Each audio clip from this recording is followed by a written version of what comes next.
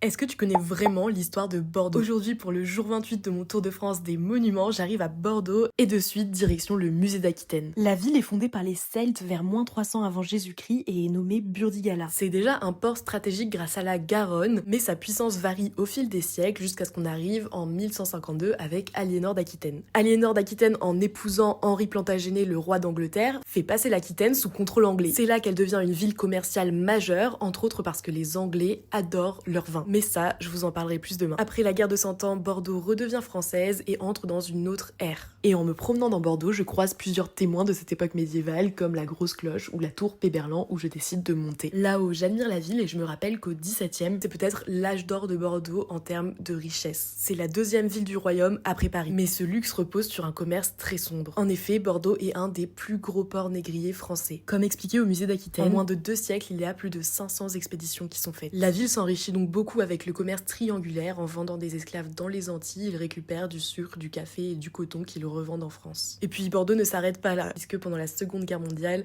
c'est aussi un des centres de la collaboration. Les très grands notables bordelais collaborent beaucoup avec Vichy ou les Allemands. Bref, je pense à tout ça en visitant Bordeaux et en allant découvrir entre autres son musée des Beaux-Arts avec sa superbe expo sur l'enfance. Et ne vous en faites pas, demain on parle de vin parce que c'est compliqué de raconter l'histoire de Bordeaux sans en parler plus en détail. À demain!